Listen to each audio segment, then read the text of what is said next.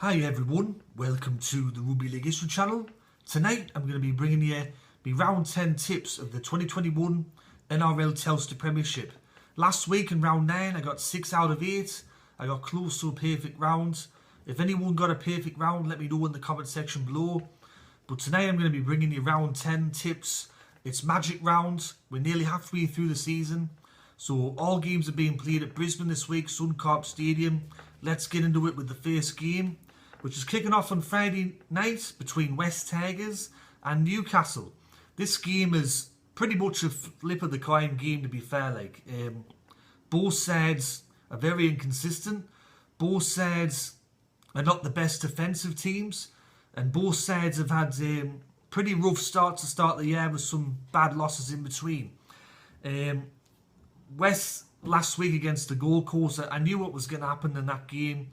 For Newcastle, they did well to come back against Canberra.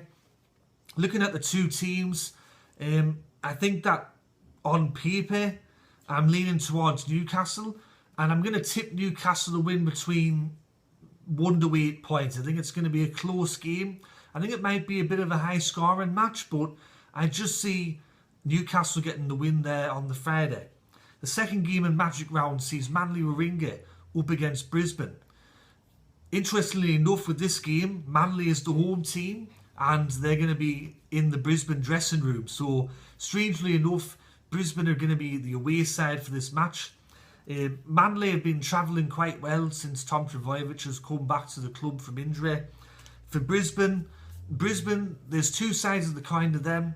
One side, they're a side that puts up very little resistance and they get belted by a big margin.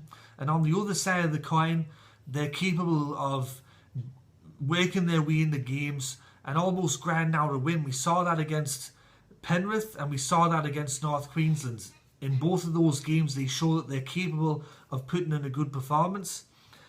I'm going to go for Manly to win this game between 1 to 12 points. I think if Tom Trbojevic has another game, even sort of half as good as what he's had in the last couple of weeks, the players around him just lift, and I think Manly are going to win on the Friday. The first game on the Saturday is another game that's pretty much a flip of the coin. You got Canterbury Bankstown up against Canberra. Both sides are not very good this year, especially Canberra. They started off great, but it's almost like they're going back to the days of the Faders, the Canberra Faders, if we all remember that, where they couldn't hold on the leads. With Canterbury, they've been awful. I said it before that even in the Cronulla game, the game that they won, Cronulla had about 5 or 6 tries that were either disallowed or something happened in the build-up to the try. I mean, it could have been a different result. I said last week that I was going to give Canberra one last chance against Newcastle and they failed me, but I didn't realise that they were playing Canterbury this week. So for that, I'm going to go for Canberra to win this game between 1 to 12 points. And if they can't beat Canterbury, then I don't know what to say. I think that their season might be over. The next game on the Saturday sees Cronulla-Sutherland up against South Sydney. Both sides kept scoreless last week. South Sydney, I didn't get to watch the game, I was working, but I watched the highlights, and what I could gather, there was a lot of shirt grabbing, there was no commitment in defence, the attitude wasn't there, the desire wasn't there. It was fucking disgraceful, it was embarrassing. For Cronulla, they weren't much better either, losing 48 out. I think for this game, both sides, after being embarrassed the way that they did, they're going to come out with a point to prove. South Sydney are down on players still, but that was still no excuse for what happened last week. For Cronulla, they're also missing a couple of players. I think this game's going to be a very defensive-orientated game because both sides are going to be desperate not to repeat what happened last week. But across the park, even with some of their players out, I still think that South are a better team. So I'm going to go for South to win. I'm going to tip them to win between 1 to 12 points. I'm confident they can bounce back after that match against Melbourne, and I'm confident they can get a win over Cronulla. And the final game to close out the Super Saturday is Eastern Suburbs Sydney Roosters up against North Queensland. North Queensland 4 wins from the last 5 games. Sydney Roosters, Eastern Suburbs, it's just like last year, just injury upon injury upon injury. They're missing half their side.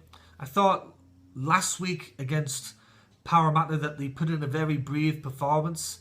They never quite were out of that game, but in the end they just run out of energy.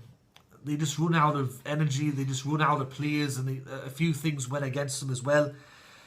This is a really hard game to call. A really hard game to call because it could go either way. But I'm going to go for East to win this match. I'm going to go between 1 to 12 points. I think even with a lot of their players out, I still think that this side coached by Trent Robinson, and they've still got some class players in that side. So I'm going to go for East to win this match. I think North Queensland will put up a fight, but I just see East winning. And on the Sunday, there's 3 games on the Sunday. The first one is between New Zealand and Parramatta. Parramatta are coming second at the moment. New Zealand are very inconsistent. They're the team that are killing people's accumulators, are killing people's multis, you could say. For Parramatta, unfortunately, last week they beat Eastern Suburbs, but everyone was talking about the Dylan Brown thing, which kind of ruined the moment. But I'm confident that even with Dylan Brown out for 3 weeks, Marata Niakari out, and with Nathan Brown out, that Parramatta can still get the win. It's going to be a tight game though. I'm going to go for Parramatta to win by 8 points. I think New Zealand are going to be a tough opponent, but I'm confident that Parramatta can win. The next game on the Sunday is Melbourne against St George. I didn't get to watch the game against St George, just the highlights, but what I saw in the comment section and by people that I know, St George weren't that great, but they're up against Canterbury, and even if you play half good against Canterbury, you're going to get the win. Everyone knows what happened in the Melbourne game. I'm going to leave this one pretty short. I'm going to go for Melbourne to win 13+. St George are back to winning ways, but unfortunately they just had to run up against Melbourne. Even though it's been played in Brisbane, this is technically a home game for Melbourne anyway. They got a lot of Queensland players in their side, and they would have had a lot of players from the feeder clubs come from either Brisbane or the Sunshine Coast, so they're going to feel right at home in Brisbane, and I'm going to go for them to win 13+. The final game on the Sunday to close out Magic Round is the Gold Coast up against Penrith. Penrith are a team that just don't know how to lose. People keep asking, when are they going to lose? When are they going to lose their first game of the year? And for the Gold Coast, they won against West Tigers, but once again they conceded a lot of points. Over the last 3 or 4 games, they conceded over 100 points. They can score points, they just can't defend. And for that reason, I'm going to go for Penrith to win this game, 13+. I think the Gold Coast will score some points against Penrith potentially, but against Penrith, your defence has to be good, and the Gold Coast can't defend. And for that reason, I'm going to go for Penrith.